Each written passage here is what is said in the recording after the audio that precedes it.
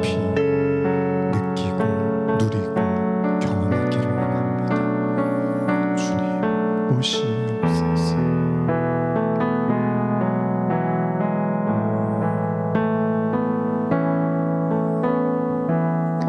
나의 영혼이 잠잠히 하나님만 바라며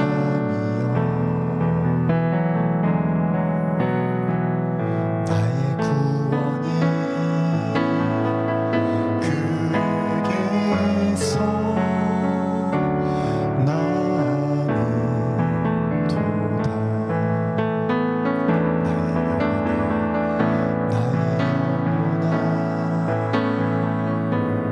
잠잠히 하나님만 바라라. 나의 소망이 저에게서 나는도. 다시 한번 우리 나의 영혼이 잠잠히 나의 영혼이 잠잠히 하나님만 바라며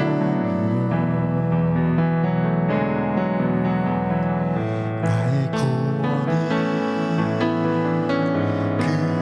그에게서 나는도다.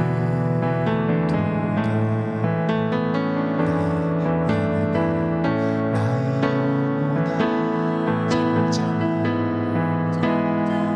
하나님만 바라라. 나의 소망이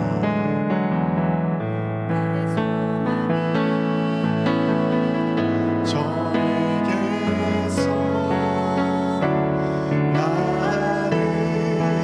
나는도다. 오직 주만이 나의 반석 나의 구원이시니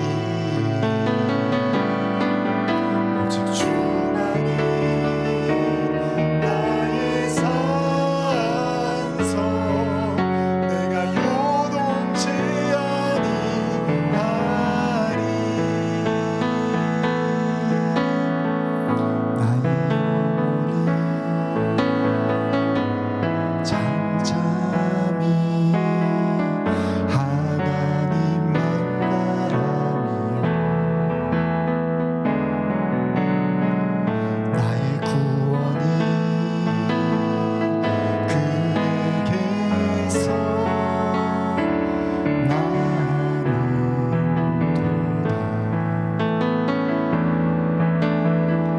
나의 영혼아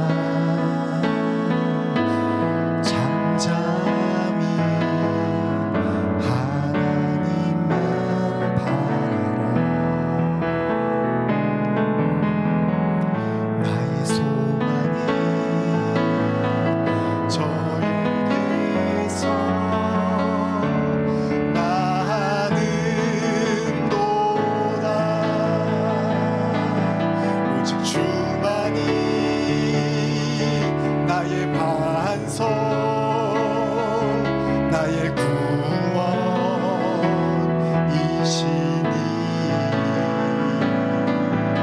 오직 주만이 나의 산성 내가 요동치 아니하. 오직 주만이 오직 주만이 나의 반석 나의 구원이시니 오직 주만이 나의 산성 내가 요동치 아니하리.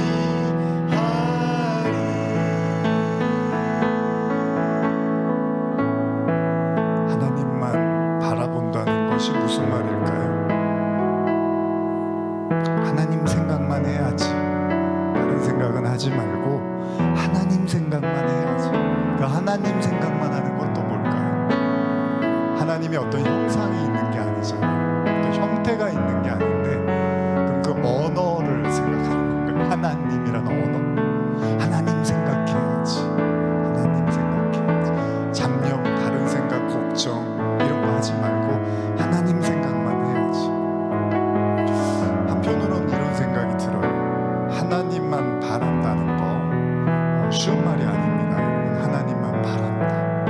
근데 저는 이렇게 받아들이고 싶어요. 우리 안에, 우리가 이제 죄인이잖아요. 모든 인간이 다 죄인인데, 이 죄인인 인간은 이 하나님의 순리, 하나님의 어떤 자연스러운 섭리를 역행하고자 하는 의지가 있습니다. 그래서 우리 인간이 불안한 게 내가 생각하고 뜻한 대로 그것이 진행되지 않을까봐 거기에 대해서 항상 긴장하고 방어하고 예민해 있거든요. 근데 하나님을 바라본다는 건 아마 이런 게 아닐까 생각해요. 예수님이 십자가를 지실 때 십자가를 너무 지기 싫으셨어요. 너무 지기 싫어서 오죽하면 예수님인데도 이 잔을 옮겨주세요 이렇게까지 기도를 했단 말이에요. 하나님한테, 하나님이신 예수님이.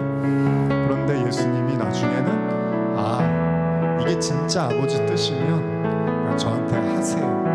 그렇게 되기를 내가 원합니다. 어쩌면 하나님만 바라본다는 건 하나님이 무슨 얼굴이 있고 뭐 형상이 있는 게 아니기 때문에 바라볼 수가 없잖아요. 어쩌면 저와 여러분의 생각과 마음속, 영혼 가운데 우리도 모르게 거스르고 역행하고 싶은 그 하나님의 의지를, 하나님의 그 영의 그 인도하심을 오히려 우리가 순응하는 건 아닐까. 우리가 찬양하다 보면 손도 들 수 있고 눈물도 흘릴 수 있고 기도도 할 수 있잖아요. 근데 또 반대로 손 들고 싶지도 않고 별로 기도하고 싶지도 않고 찬양하고 싶지 않을 때도 있는 거죠. 어쩌면 우리가 우리 자신을 부복한다는 거, 예배드린다는 건 하나님 앞에 우리를 완전히 엎드려서 우리 자신을 낮추는 것처럼 오늘 그런 예배가 됐으면 좋겠어요. 하나님만 바라보기를 원합니다. 그것은 내가 하나님이 나를 장악하고 하나님이 나를 완전한 인도하심 속에 나를 그대로 두기를 원합니다. 주님, 내 영혼을 장악하시고 나를 인도해달라고, 우리 그런 마음으로 조용히 기도하며 나가겠습니다. 주님,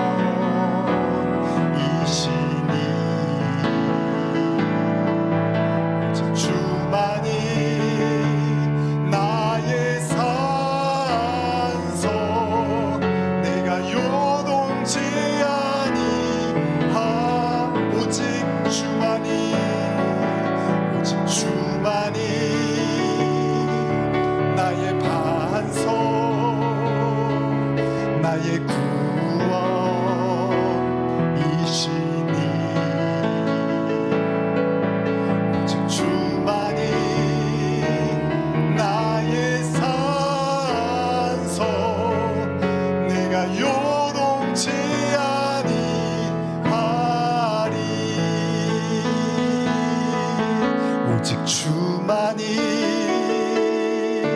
나의 반석 나의 구원이시니 오직 주만이 나의 산성 내가 요동치 아니하리. 우리 이 시간에 함께 기도하며 나아갈 때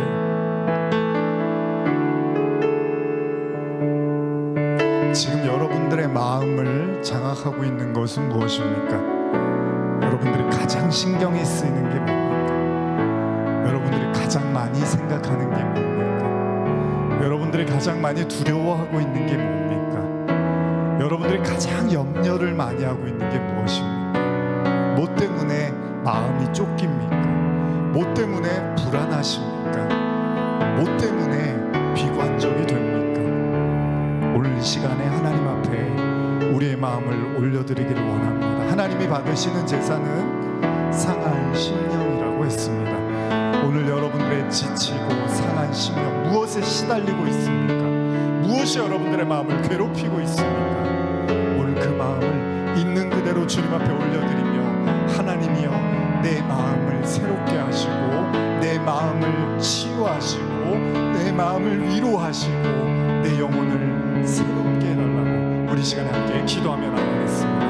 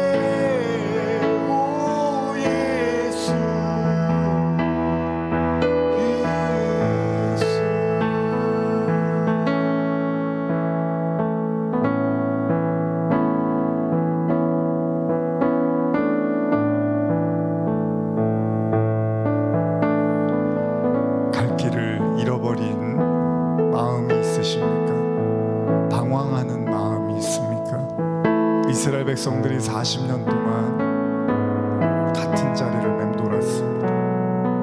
일주일이면 갈 수 있는 길을 40년을 맴돌았습니다. 신앙은 어쩌면 무의미해 보이고 똑같아 보이는, 비효율적으로 보이는 그 자리를 계속 맴도는 것일 수도 있습니다. 멍청해서가 아닙니다. 바보여서가 아닙니다. 길을 몰라서도 아닙니다. 하나님의 말씀을 따라가다 보니 같은 자리를 맴돌고 맴도는 것. 오늘 여러분들의 마음은 어떻습니까? 하나님, 왜 매일 똑같습니까? 왜 매일 달라지는 것이 없습니까? 왜 매일 바뀌는 것이 없습니까? 여러분들이 만약 진짜 하나님께 그 뜻을 묻고 싶다면 잘 생각해 보십시오. 하나님이 곁에 계시지 않는다면 그 광야의 40년은 무의미한 시간이지만, 하나님이 곁에 계신다면 하나님은 오늘도 어제도 내일도 무언가 말씀하실 겁니다. 하나님은 살아서 말씀하시고 말씀으로 인도하시는 분입니다. 오늘 여러분들 마음속에 답답한 마음, 안주하는 것 같고 바뀌지 않는 것 같은 오늘 그런 마음을 가진 영혼들은 진지하게 하나님께 기도했으면 좋겠습니다. 하나님, 내가 들어야 될 말씀, 내가 깨달아야 될 진리, 하나님의 인도하심을 받고 싶습니다. 하나님의 뜻을 알고 싶습니다. 오늘 내게 임하여 주시고, 또 온라인으로 예배드리시는 모든 분들 동일한 마음으로 오늘 내가 주님의 이끄심을 받고 강력한 성령의 인도하심 받기를 원하고, 또한 하나님의 말씀을 깊이 깨닫는 일이 있기를 원합니다. 우리 이 시간 함께 기도하시겠습니다.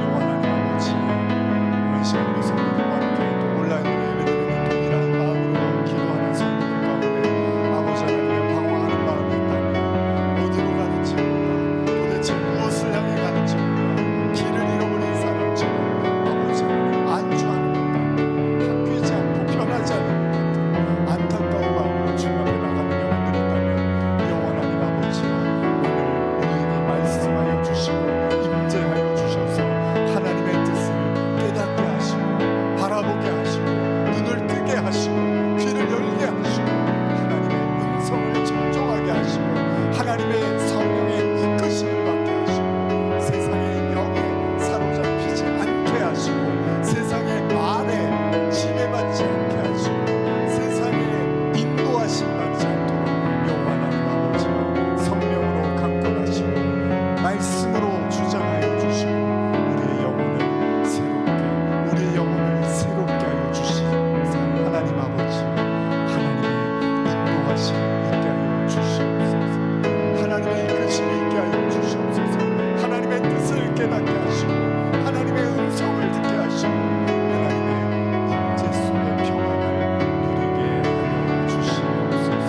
두려웠던 마음, 고통스러웠던 마음, 괴로웠던 마음, 아버지 앞에 고백하지 못했던 마음, 주 하나님 아버지, 지금 이 시간에 고백하며 나갈 때 하나님이여 새 힘을 주시고 새 영을 주시고 은혜를 부어주시옵소서. 오 하나님, 오 하나님, 오 하나님, 오시옵소서. 다스려 주시고 인도하여 주시옵소서. 오 주님, 오 주님.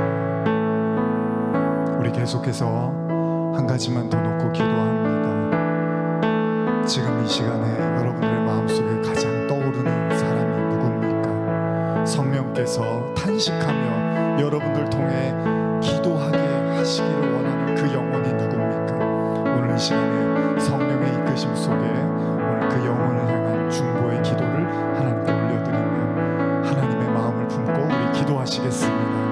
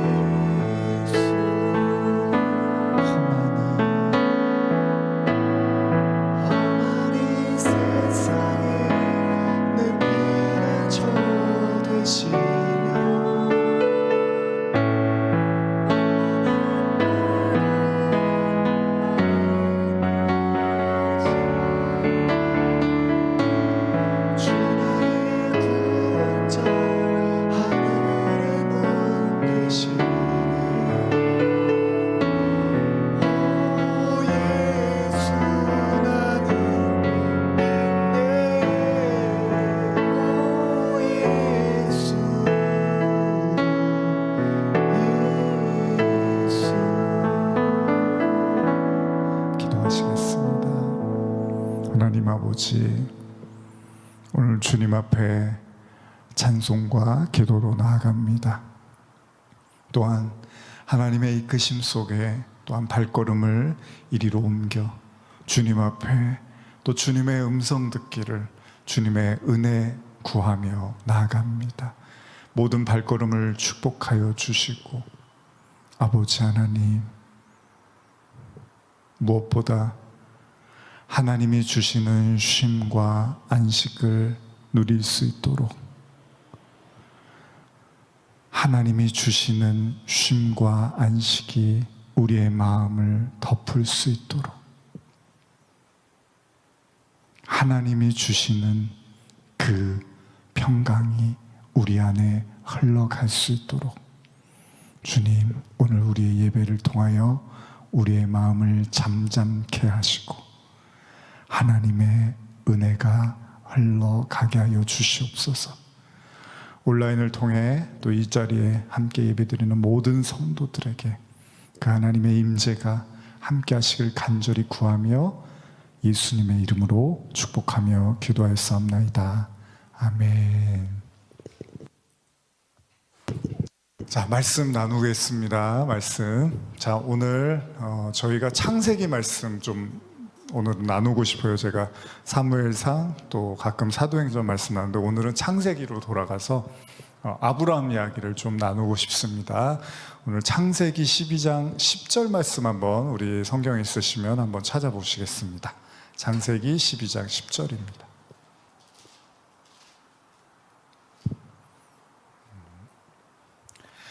창세기 12장 10절 우리 찾으셨으면 같이 한번 읽어보겠습니다. 시작. 그 땅에 기근이 들었으므로 아브라함이 애굽에 거류하려고 그리로 내려갔으니 이는 그 땅에 기근이 심하였음이라. 자, 기근에 관한 말씀이고 오늘 저는 제목을 기근 속 방향 설정이라는 제목을 한번 잡아봤는데 사람이 이렇게 길을 잃어버릴 수가 있죠. 그래서 제가 아까 찬양 인도할 때도 자꾸 길을 잃어버리고 방황 이런 얘기를 했던 게 이제 오늘 본문 내용하고 좀 연결을 지어서 생각을 해봤습니다. 길을 잃어버린다는 것이 무엇일까요, 여러분? 길을 잃어버린다라는 것이 어떤 목적지를 두고 제가 만약에 여기서 예를 들면 부산까지 가야 된다라는 목적지가 있는데 가는 길에 그 길을 잃어버릴 수 있잖아요.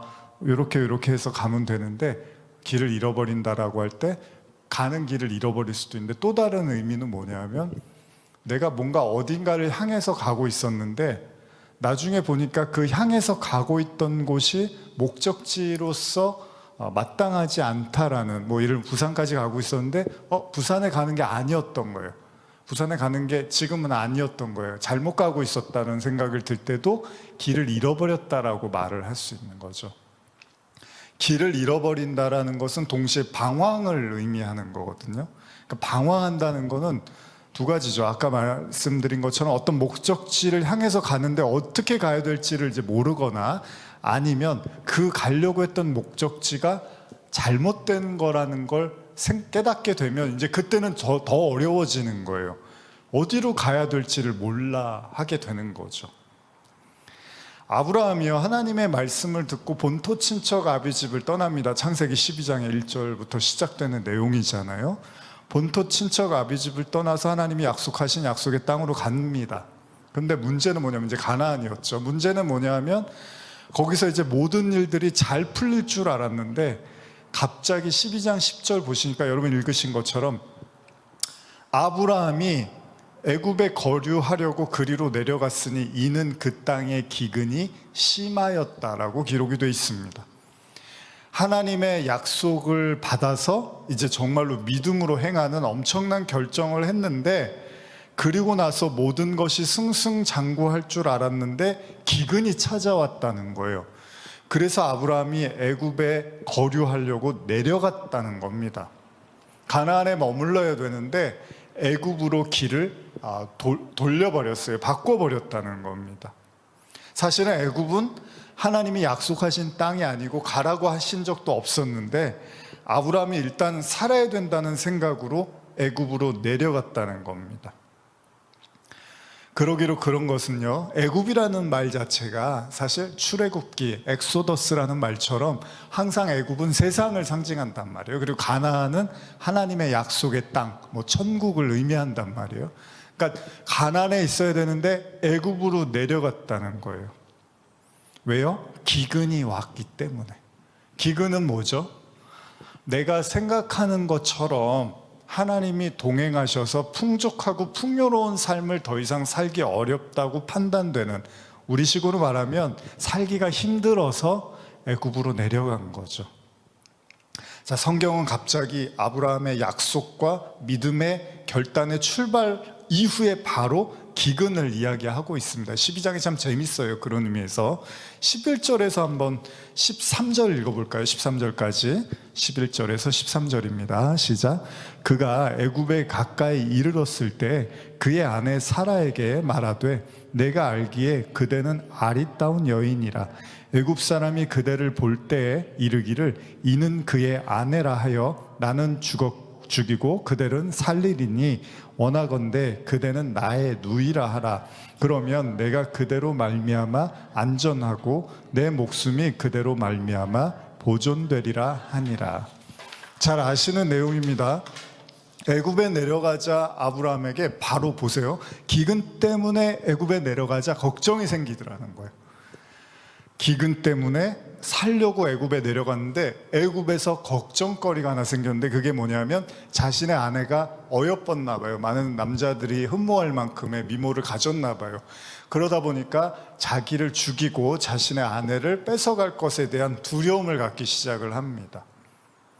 결국 아브라함이 생각한 것은 이 문제, 이 두려움에 대해서 거짓말을 해야겠다고 생각을 했던 것 같아요. 14절, 15절 한번 읽어볼까요? 시작. 아브라함이 애굽에 이르렀을 때 애굽 사람들이 그 여인이 심히 아름다움을 보았고 바로의 고관들도 그를 보고 바로 앞에서 칭찬함으로 그 여인을 바로의 궁으로 이끌어 들인지라.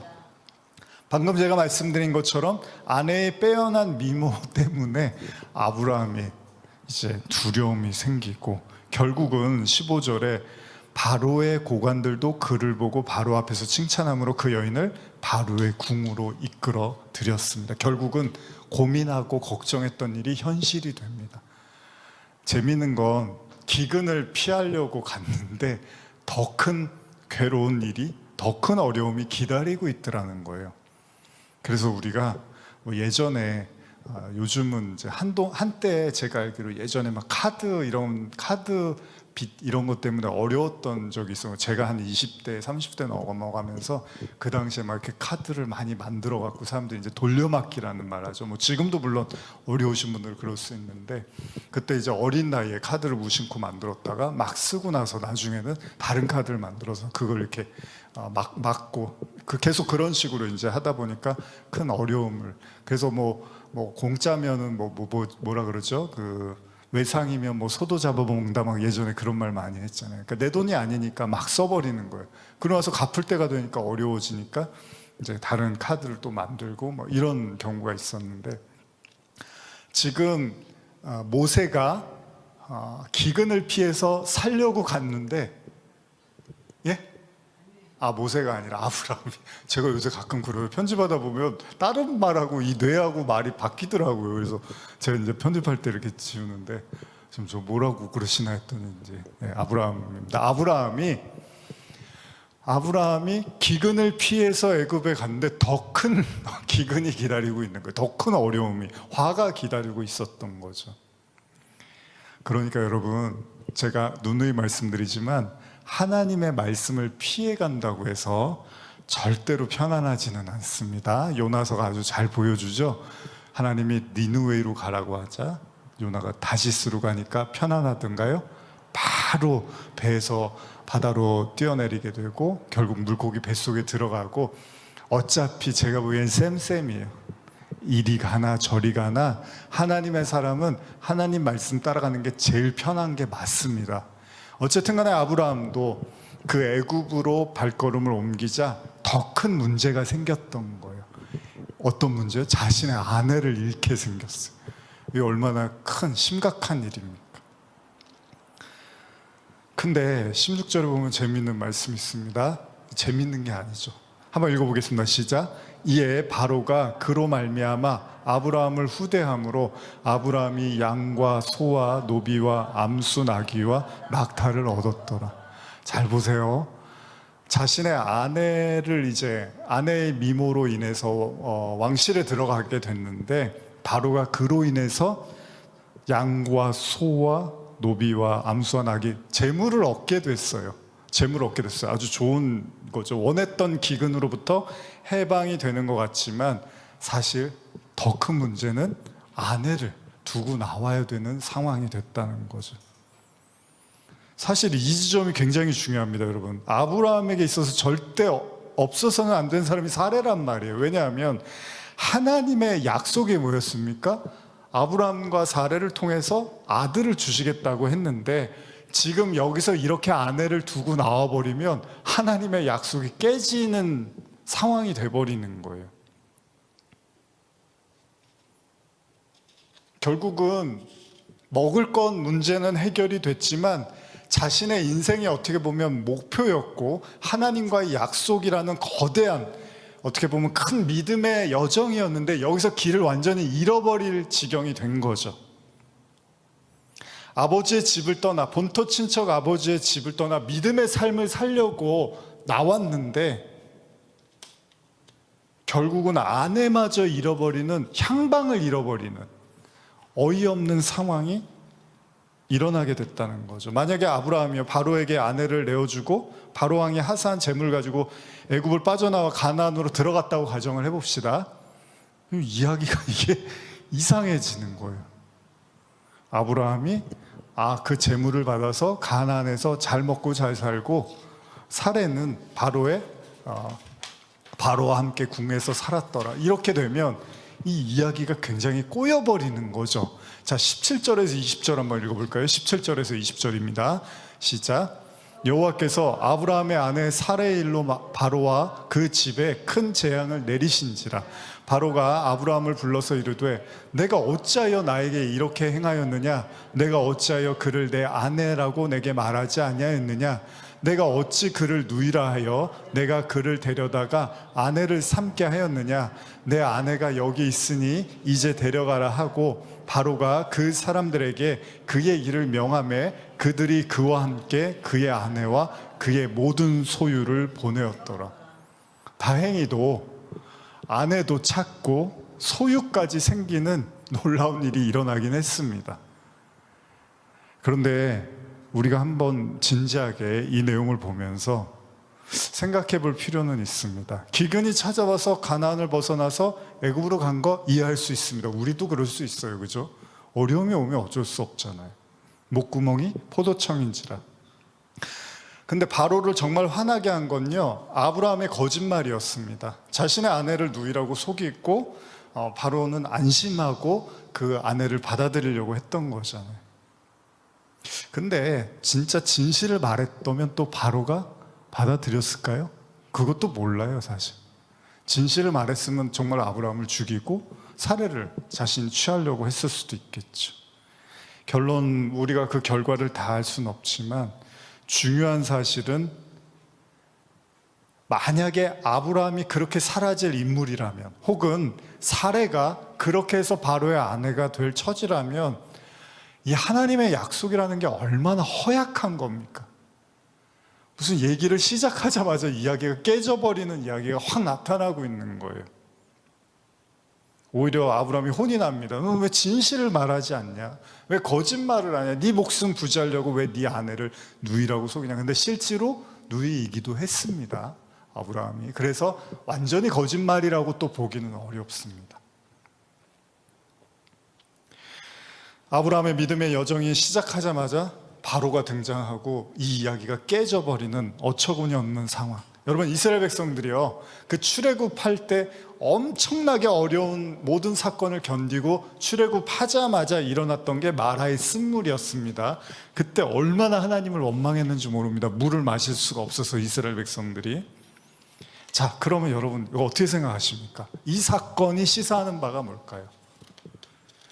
왜 시작하자마자 기근이 찾아오고 가나안에 기근이 찾아오고 아브라함은 애굽으로 내려가야 됐고 거기서 모든 언약이 깨질 수 있는 일촉즉발의 상황까지 하나님이 몰고 가셨을까요? 다 이렇게 하니까 뭐 어쩔 수 없는 거 아니야?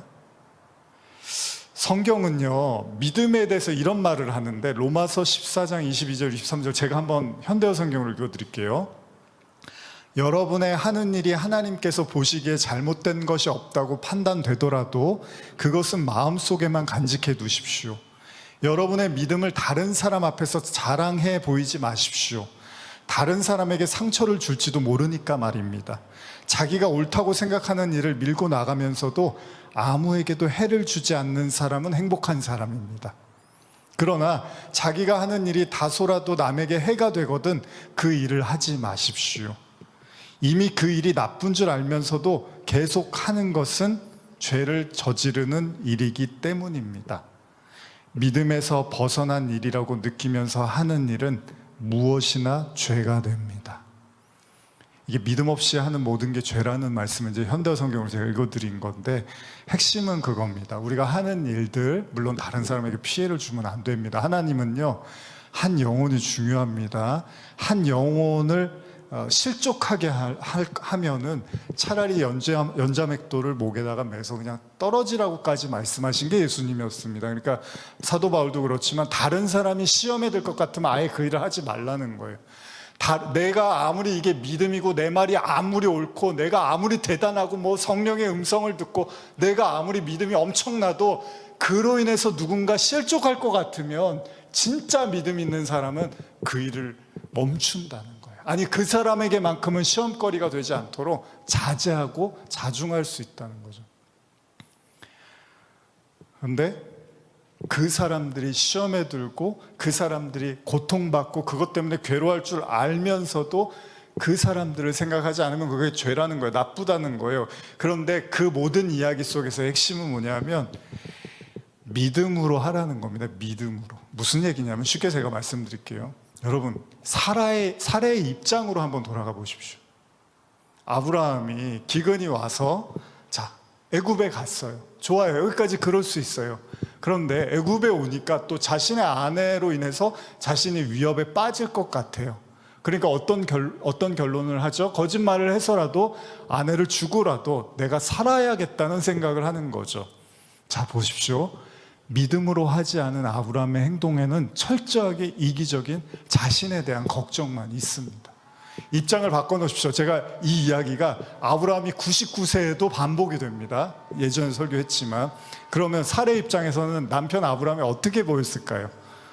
야 너는 옛날에도 나 버리고 혼자 살려고 그랬고 99세 때도 너는 또 그러는구나. 하나 달라진 게 없구나라고 이야기했을 수도 있다는 거죠.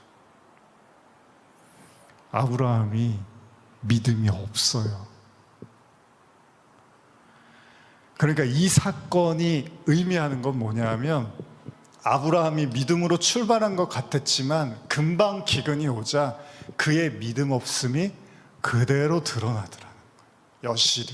심지어는 자신의 아내를 줘서라도 자신이 살려고 하는 그 연약한 믿음이 확 드러나더라는 거예요. 자, 여기까지만 보면 이야기가 굉장히 씁쓸합니다. 근데 진짜는 그 다음 이야기죠. 누구나 살기 위해서 발버둥 치고 때로는 믿지 못해서 뒷걸음질 치거나 도망칠 때도 있습니다. 건강할 때가 있고요, 아플 때가 있습니다.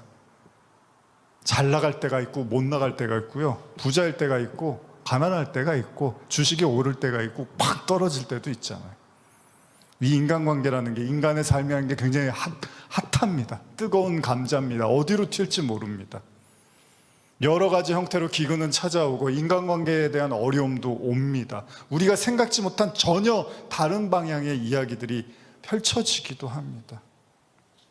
근데 중요한 게 있어요, 여러분. 제가 뭘 말씀드리고 싶냐면 아브라함은 길을 잃었습니다.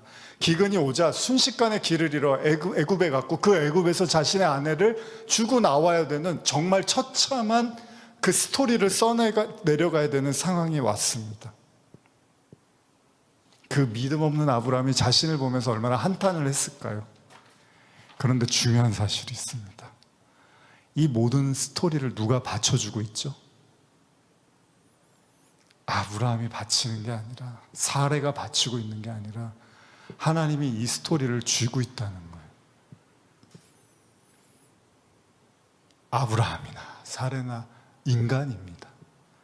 하나님의 언약과 약속은 하나님이 제시한 거였지 아브라함이나 사레의 의지나 노력이나 열정에 의해서 계약된 약속이 아니었다는. 여러분, 약속은요 하나님이 지켜주는 거죠. 우리에게 약속을 지킬 힘이나 의지가 사실은 없습니다. 물론 그렇다고 일부러 외면하지는 마십시오. 그러나 최선은 다하지만 때때로 그 기근 앞에서 인간의 의지와 인간의 노력이, 인간의 믿음이 얼마나 보잘것없는지를 우리는 늘 확인합니다. 그런데 괜찮습니다. 이 모든 아브라함의 이야기, 사라의 이야기는 하나님이 쥐고 있는 거예요. 하나님이 이 스토리를 쥐고 있는 한 이런 식으로 허망하게 이 이야기는 끝나지 않습니다. 이제 막 75세의 이야기는 시작된 것 뿐입니다. 아직도 100세의 이삭을 낳아야 되고 그 이삭을 낳은 이삭을 바쳐야 되는 아직도 수년의 이야기들이 기다리고 있습니다. 여러분들께 희망을 드리고 싶은 거예요. 우리의 이야기는 우리가 써내려가는 게 아닙니다. 하나님이 우리 이야기를 써내려가는 거고, 우리는 기근이 오면 또 도망칠 겁니다. 우리는 기근이 오면 또 거짓말해서라도 어떻게든 살려고 발버둥 칠 거고, 우리는 뒷걸음질 칠 거고, 때로는 굉장히 비열한 우리 자신을 볼 수도 있고, 때로는 나 혼자만 걱정하고 살아남기 위한 아주 이기적인 그 나르시시즘의 절정에 올라오는 우리 자신을 볼 수도 있습니다. 괜찮아요. 왜냐하면 하나님이 아브라함과 언약을 맺었기 때문에. 방황할 때, 길을 잃어버렸을 때, 내가 어디를, 내 목적지가 어디였지? 내가 저기로 가려면 어떻게 가야 되지라고 전혀 감이 안 잡힐 때, 그때 나침반이라는 게 있잖아요. 최소한 한 방향을 가르쳐주는, 그래서 최소한 내가 어디로 가야 되는지를 예측할 수 있게 해주듯이 하나님의 약속은 오늘 지금 이 순간에도 저와 여러분들에게 유효합니다. 그리고 그 언약은 하나님 스스로 계속해서 완성의 그 순간까지 써내려 가실 겁니다. 별로 위로가 안 되시나요? 우리 앞뒤적으로 한번 축복해 주실까요? 하나님의 언약은 유효합니다. 아멘. 오늘 여러분들 어떤 마음으로 이 자리에 계시는지 제가 알 수 없지만, 저도 사실 그런 어려움들이 오면 마음이 방황할 때가 있지만, 저는 오늘 이 말씀이 위로가 됩니다. 결국 아브라함은 아내 사라도 얻고 재물도 얻고, 그리고 다시 기근을 떠나 가나안으로 돌아오게 됐습니다. 하나님이 하시는 겁니다. 오늘 하나님을 신뢰하시고, 이 말씀 하나 드리고 싶어요. 우리 계속 마음이 쫓기잖아요, 사람들이. 이 현대 사회는 더 그렇고, 요새 볼 게 많으니까 또 저녁 되면 뭐 봐야 되지, 막 이런 사람도 많고, 뭐 먹으러 가야 되지, 뭐 해야 되지, 계속 마음에서 닥달을 해요, 여러분과 제 마음속. 그런 것도 한번 좀 다 내려놓고 하나님 앞에서 쉬는 법을, 여러분 마음의 쉼도 누리셨으면 좋겠습니다. 하나님이 여러분들을 붙잡아 주실 겁니다. 기도하며 나가겠습니다. 우리 주님 마음 내게 주셔서 함께 찬양하면서 오늘 말씀 생각하며 기도하며 나가겠습니다.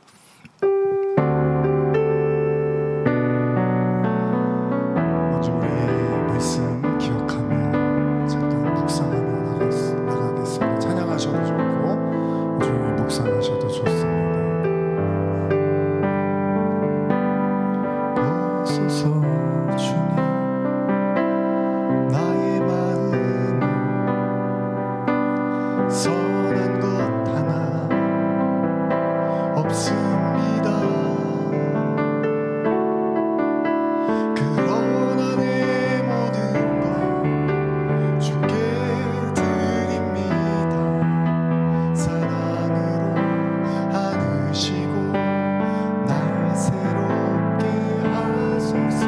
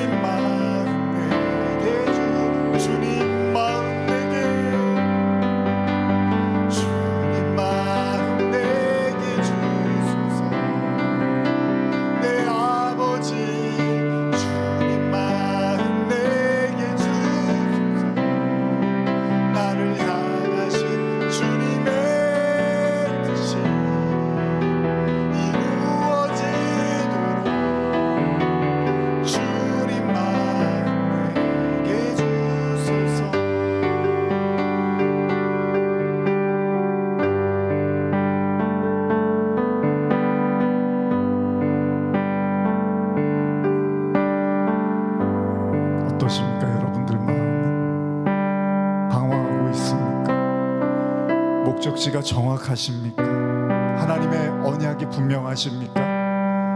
하나님의 약속이 또렷하십니까? 아니면 희미하십니까? 어디로 가야 할지 모르겠습니다. 무엇을 해야 될지 모르겠습니다. 이미 너무 많이 실패했습니다. 이미 하나님이 너무 응답하지 않는 것을 오래 경험했습니다. 하나님이 안 계신 것 같습니다. 잘 모르겠습니다. 주님, 어디로 가야 합니까? 그 영혼들만 가슴에 손을 얹고, 주님, 내 힘으로는 모르겠습니다. 내 힘으로는 자신이 없습니다. 주님을 따라가는 것도, 주님의 약속과 언약을 확신하는 것도, 주님이 나를 향한 그 뜻도 잘 계획도 모르겠습니다. 주님, 나를 붙잡아 주시고 나를 이끌어 주시옵소서. 우리 이렇게 간절한 마음으로 기도하시겠습니다.